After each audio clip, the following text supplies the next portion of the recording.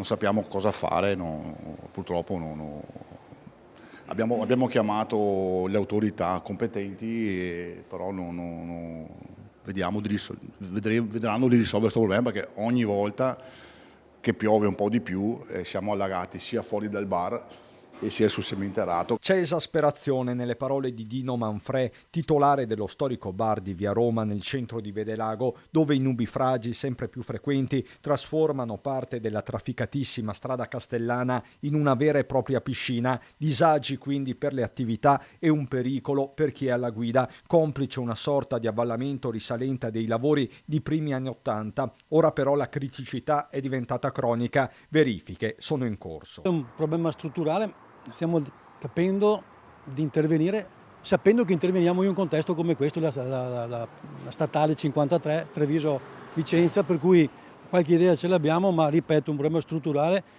e che dovremo affrontarlo e lo stiamo affrontando per dare una risposta a chi ci vive. Sullo sfondo un nubifragio fortissimo con numeri record. Giuseppe Romano, oggi sindaco, per anni è stato alla guida dei consorzi di bonifica. Il suo è un osservatorio qualificato. Noi abbiamo registrato 40 mm in mezz'ora, che sono tantissimi, sono pochi, quindi questo sta a significare che c'è stata una pioggia importante.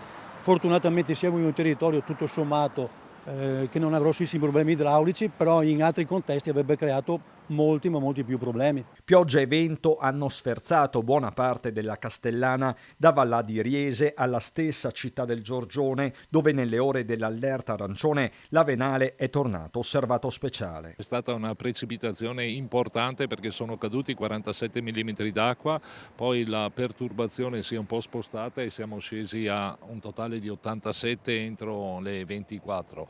Quell'ora lì comunque ha mandato un po' in allerta il sistema, perché l'Avenale nel corso di un'ora ha superato la seconda soglia di sicurezza, ormai batteva sotto il ponte. Attivato quindi il COC e nei punti sensibili sono state installate le paratie che dal 2024, annus horribilis per Castelfranco, fanno ormai parte del paesaggio. Il primo stress test, così lo chiama Marcon, è stato superato. E anche il lavoro di maggior deflusso dell'acqua dal fossato verso il Muson, che fortunatamente era basso e aveva capacità ricettiva, ha dato dei risultati. Per il resto, in Castellana come altrove, il dibattito sul clima è aperto. Finisce un'emergenza, ne inizia subito un'altra.